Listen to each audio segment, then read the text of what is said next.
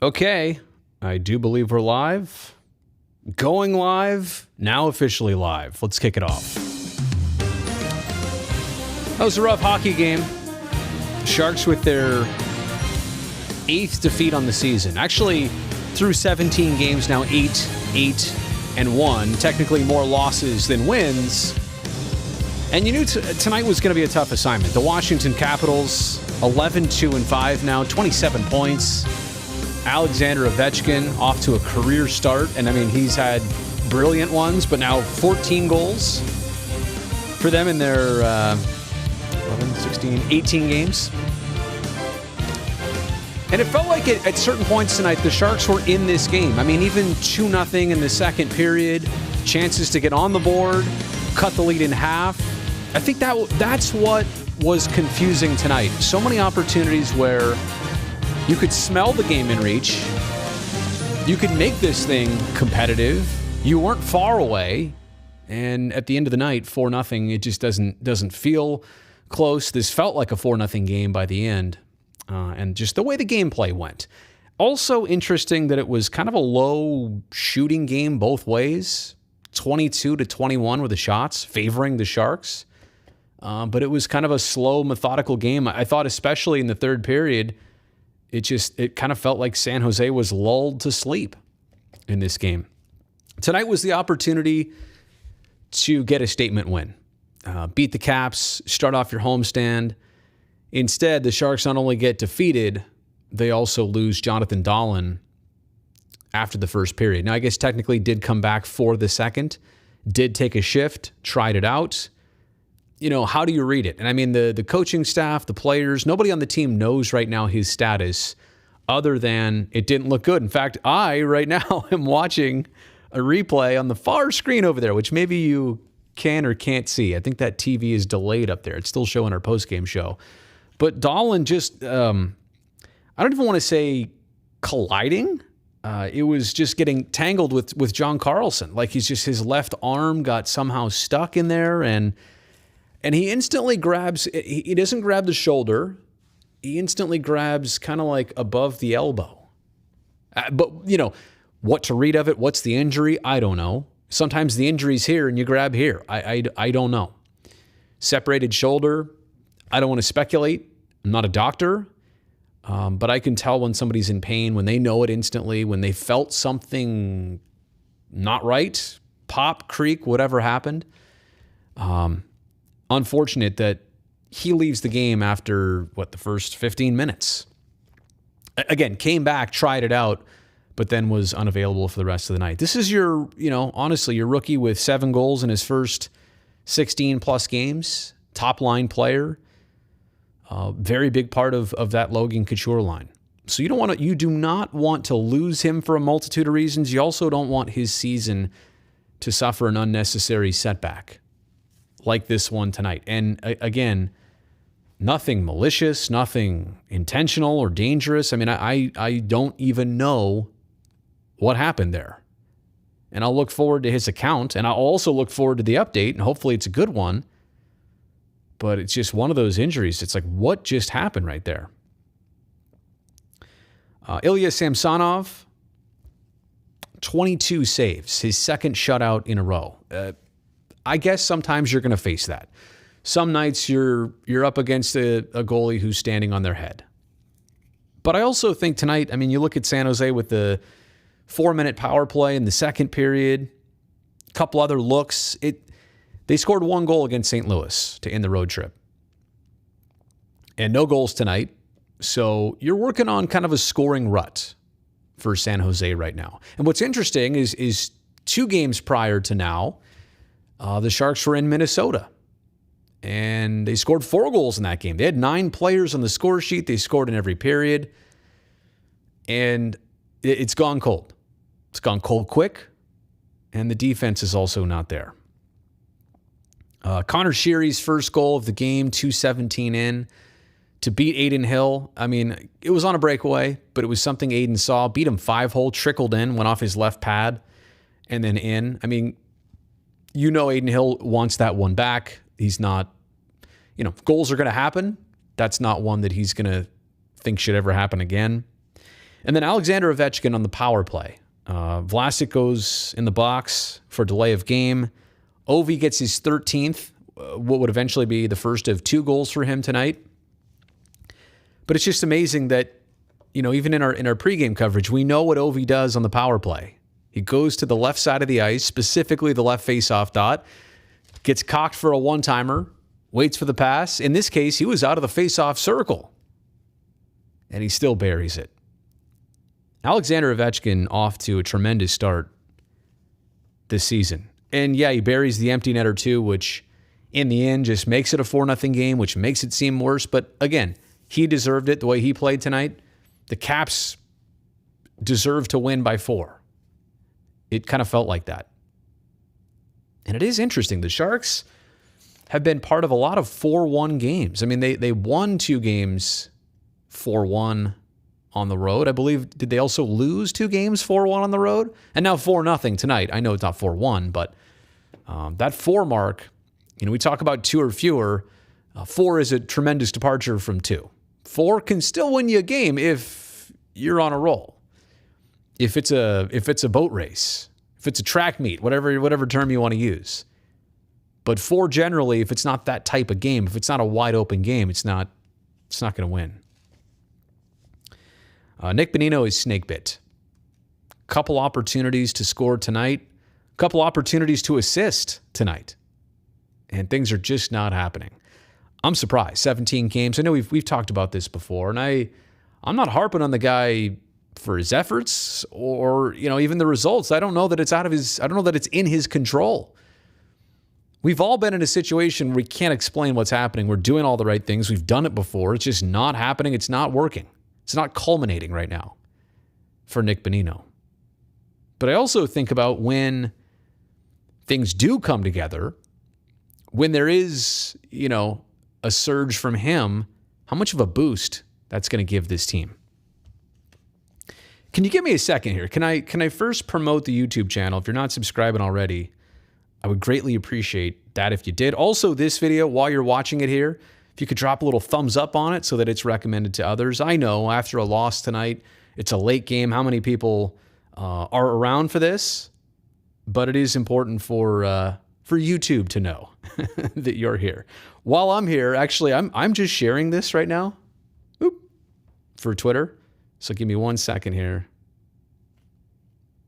and I'll do that. I should have played some on-hold music for you. Here. Here, enjoy this. Dun, dun. All right, yeah. You didn't need to hear that again. I just loaded our pre- and post-game theme into my soundboard yesterday or today. I don't remember. But anyway, what else? The Sharks on the road trip, there were a couple games where they didn't even draw a single penalty. And tonight, they get the 4-minute double minor. Carl Hagelin high-stuck Jonah Gadjevich in the mouth, and looks like his nose was bleeding. Might have lost a tooth as well. So Gadjevich, obviously, nobody wants that, but you go from not getting power play opportunities to now getting a real big one. And at that point, late first period, the chance to crack back in this game, not only do the Sharks look just not put together on all 4 of those minutes, didn't really generate a great chance there, but then also to take a penalty right after that. Noah Gregor took his second penalty of the game. That was a puck over the glass. So you instantly go from didn't do anything with 4 minutes to taking a penalty, and certainly the frustrations mount at that point. Adin Hill was the recipient of 3 collisions tonight. Help my brain out here for a second. Justin Schultz had a goalie interference. Was that when he? Yeah, that's when he barreled Adin Hill in the first period. Then the Sharks went the other way. It looked like they were about to score, but didn't on 2 glorious chances. Again, this was a 2-0 game for most of the way, and the Sharks just could not bridge that small gap. It turned into a big gap. Then later on, Alexi Protas. That's right, Alexi Protas. It looked like he did score. That goal was disallowed because Daniel Sprong he made contact with Hill. So that was the second time. He got leveled a third time In the third period, I forgot to write down. I forgot to write down. I think that was also Sprong too that made contact with him. But 3 times tonight, he was standing on the tracks, and so obviously unfortunate that that he had to be put in those situations. But thankfully, he was all right. I actually, besides the Sheary goal, bad game for Adin Hill? Hard to say. Well, put it this way. How many games does a goalie win when their team doesn't score? The answer, 0. Hey, can I just call attention here to Izzy Marley dropping in the super chat? I really do appreciate that. Best podcast in the Bay. And I'm trying hard here with the content. I do this as a passion project. I really do. I want to be here for you as soon as I can to get these extra thoughts out and to give you kind of a full scope. The fans deserve this. That's why I'm doing it. But Izzy, I really appreciate you for that. By the way, all proceeds of the super chat go directly back into this channel so I can get new equipment like this, so I can live stream from the office after games. And yeah, I've got my eye on a few other expansions, things I want to do. So that's where the super chat goes, Izzy, and I appreciate you being part of that. I really do. Samuel is so sad right now. And I feel like this could have been a game that the Sharks played the Caps well. And maybe they did. Maybe nothing to show for it. But in the end, when you lose 4-0, you still lost 4-0, I don't think there's any two ways about it.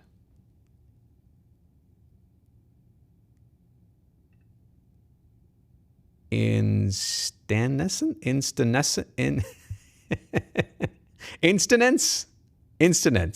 Thanks, I appreciate that. Sorry, I spent half the time looking at your name. I could not. I didn't even get to the comment. Let me see what else we got here. Sure, Adin Hill wants a lot of goals back. Well, just got back from the game. Alaska Airlines, not fun. Sharks are going to need to do something if we want to get back in this. And I feel like let's go big picture here for just a second. This is a Sharks team that started off the year 4-0, put together 2 other wins, survived those 7 players on COVID protocol. I mean, they went 3-2-1 against some difficult opponents, minus, key figures from their team. So they've, for better or worse, they've set a certain bar this year. And I said this before, they're going to have statement wins. They will. They've had some, they're going to have more. But you have to do more in between those statement wins. And it's not going to get any easier with Carolina coming into town on Monday. But, this is a situation where there's been some encouraging moments and sequences, and then there have been nights like tonight where there's not really much to say other than you're not going to win when you don't score. Washington, by the way, I wanted to point this out, came in with the best road win percentage in the NHL. Very good road team this year. They proved it in the first and third periods. Let me pose a question to everybody before I start to wind this thing down. Better player in the league, Alexander Ovechkin or Sidney Crosby? I know, I'm not the first to ever pose that. But as we now look at it here later in their careers, each guy may only have, Ovi, gosh, I don't know. He might have 7 or 8 more years. Sidney, I don't know. I don't know how it's going to go. Better player in the league. You get to start your team with one of those 2 players right after they got drafted. You get to draft one of those 2. Go back in time.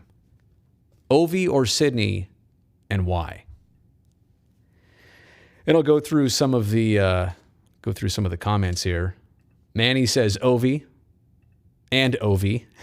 I knew what you meant the first time.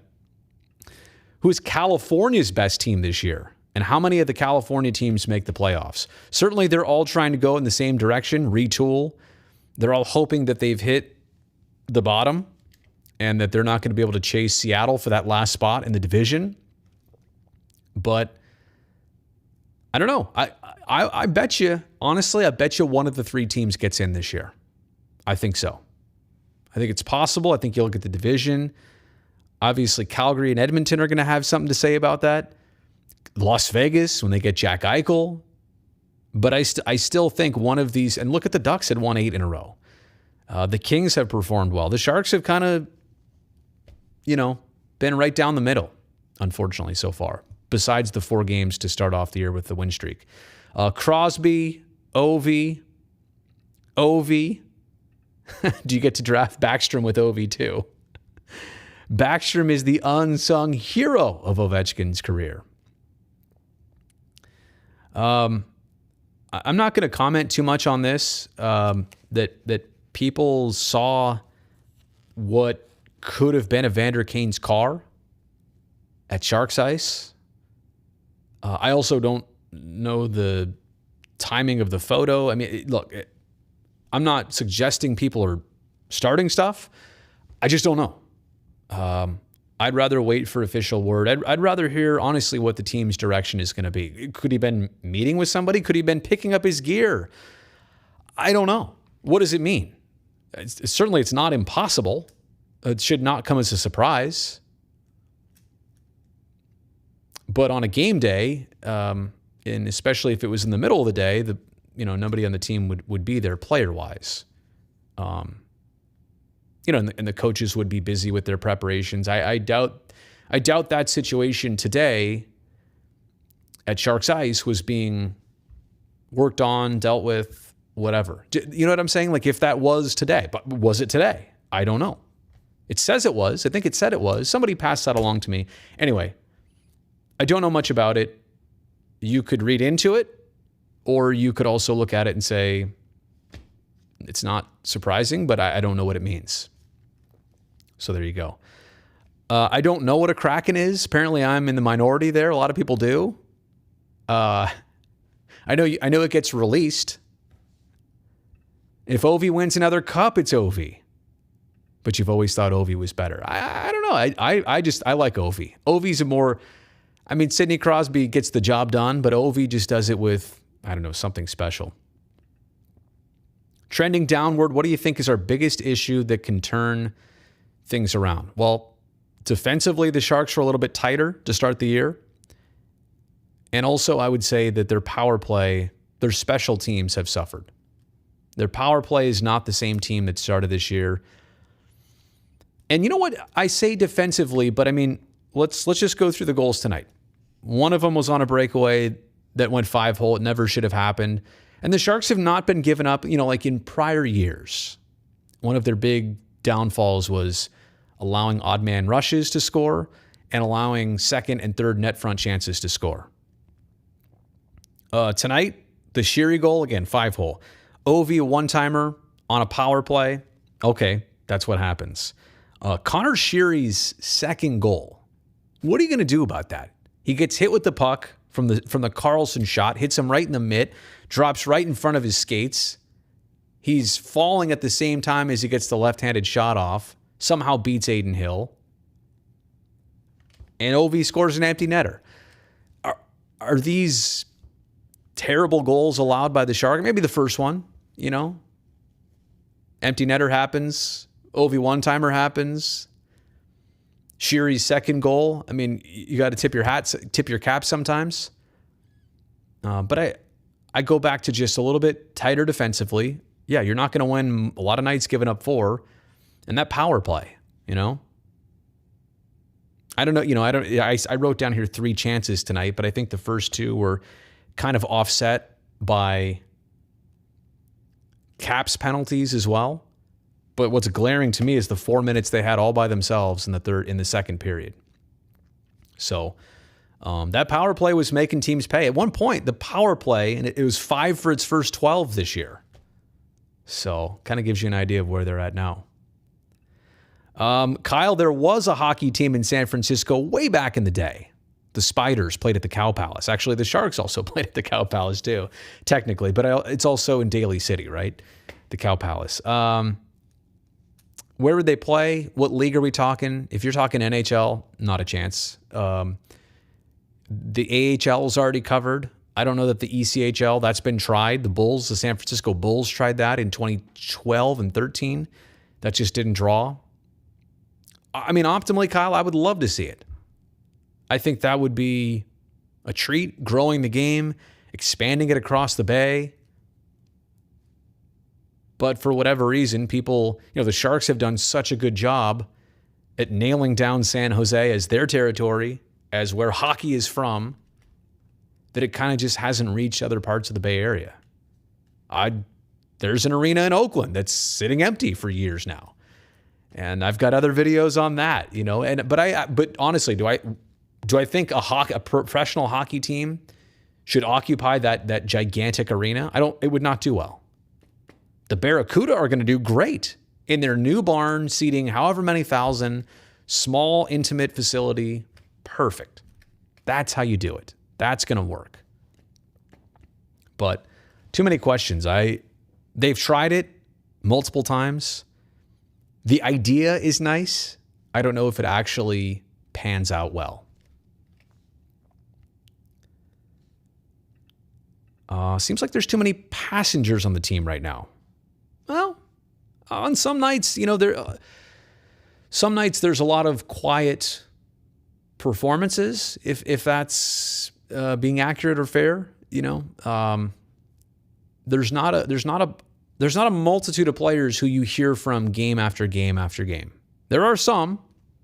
Like Timo's having a great year. Logan is consistently right there. Honestly, I think Erik Karlsson has been a lot more, present and productive this year.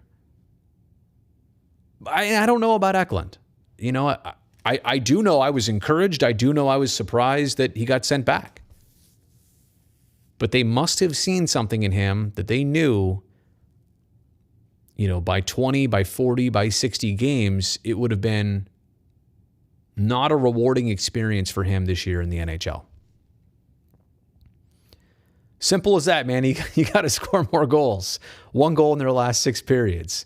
Oh, Kraken is a sea monster in Norse mythology. Okay. I'm learning a lot here. Kraken is a big squid and an octopus. Oh, a sea monster that would attack ships. Okay. Does Bob make it to the end of the season or does he get fired?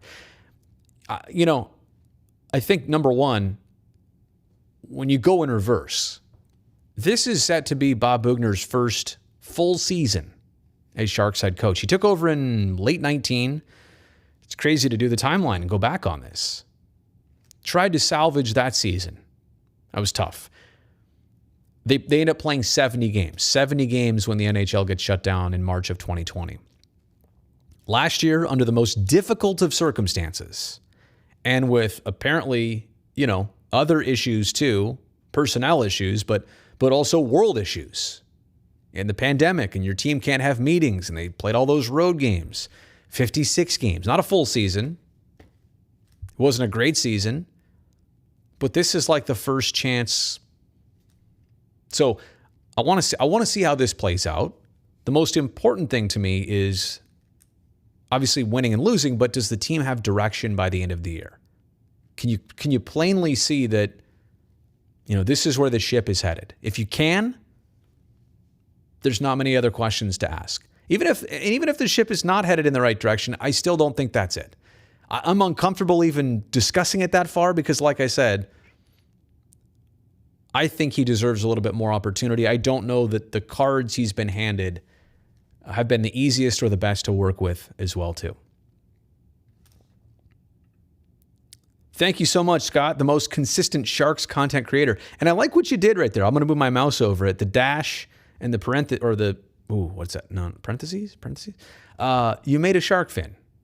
So I appreciate you, Scott, for being here too. Any update on what Patty's been up to? You know what? No. And it's been on my radar now for a couple weeks.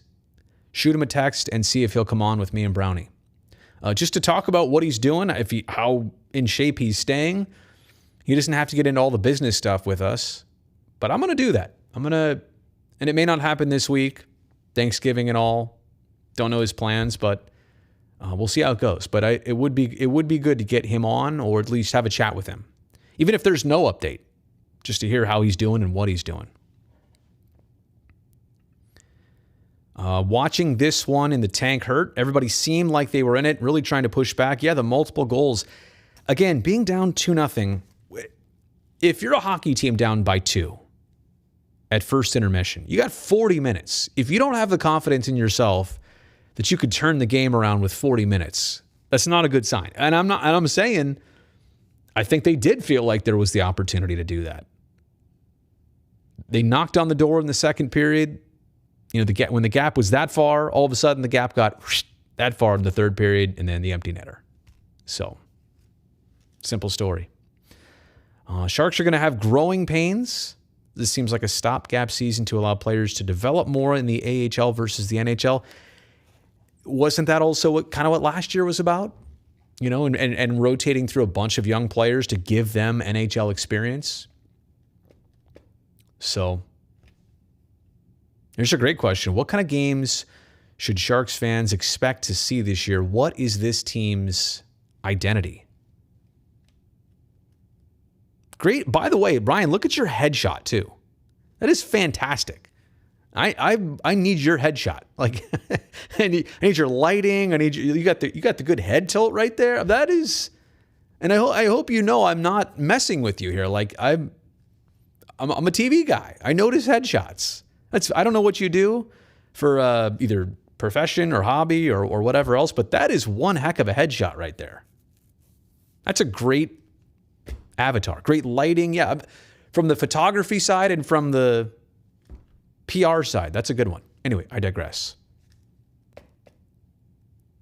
I think what you can expect is that they can compete. They should be able to compete on an every night basis. I'm not saying they're going to win even more than they lose.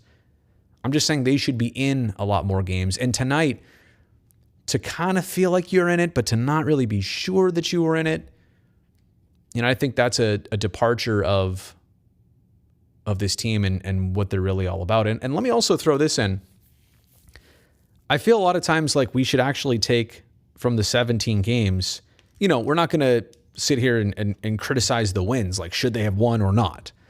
But now eight regulation losses and that overtime loss to New Jersey. That overtime loss should never have happened. They should have beat the Devils in that game. They never trailed. They lost in a shootout. Ridiculous. I hate the shootout, by the way. Do I still have... Oh, I do. Oh, hang on. I screwed that up. There we go. I got the sound effects.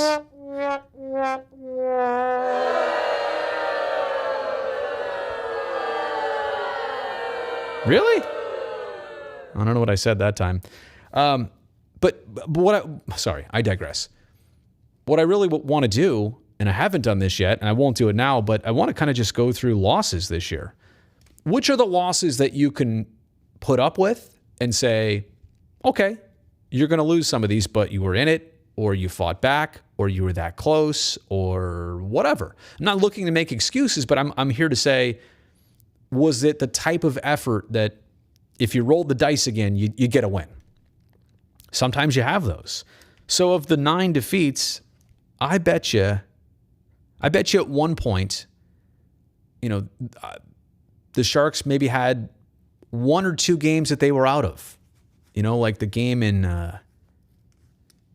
against Montreal got shut out 4-0. That was kind of the first real one this year where it was like, yeah, they didn't look good. They didn't show up. But the problem is since then, you know, since probably mid-October, no. I've lost track of time. No, definitely late October, whenever that Montreal game was. Since then, let me just look it up here. Since then, it does seem like there have been more games, more losses where you're like, that one just didn't have anything to it. And by the way, this is the nature of my life right now, is that we do so many games that I literally lose track of what happened when. Okay, when was the 4-0 shutout? Okay, October 28th, mid-October, Brazil. That's when the season started, October 16th. So let's kind of go through it. I mean, well, heck, here. I'll pull it up on the screen. We can kind of, this will be the last thing I do here because it is actually getting way later than I realized. And I still got to pack all this stuff up and head home. Okay, good. We got it up on the screen here. So let me get this. Let me make it a little bit bigger for you. Okay, so you go on this road trip. You win these first 4 in a row. You beat Montreal 5-0. 5-3, you beat the Leafs. And then all of a sudden, you get that game against Boston, right, where you're trailing 4-0, but you get 3 goals. Okay, so that's one of those losses I'm talking about. Here, let's just do this. Call it good losses. I mean, look how high tech we are here. Good losses. All right, so one of them to Boston. Not good that you dug yourself a hole, but I'll take it. Sharks and Preds, 3-1. They were kind of snake bit to score in that one. Montreal, that's the first one that I said that they were just flat out of it. I'll chalk this one up as whatever, but not a chance in this one. 2-1, they beat the Jets in overtime. Was that a Timo Meier goal? I'm trying to remember. I think it might have been. 5-3 over the Sabres. So, again, win's a win. 5-3 against the Blues. Now, this is a game, I remember the Sharks had a 2-1 lead against St. Louis after 20. But is that a good loss? You were in it, but you end up losing 5-3. Devils, 3-2, not a good loss. Probably should have won that game. Definitely should have. Never trailed, and you lost in the shootout. There's a victory, 4-1 defeat, 6-2 defeat. That one was super ugly. We were at Dan Boyle's house for that one. 4-1 win, another 4-1 loss, and then tonight 4-0. You know what? I'm deceiving myself. I only have one good loss to show for it here. I thought there were a few more.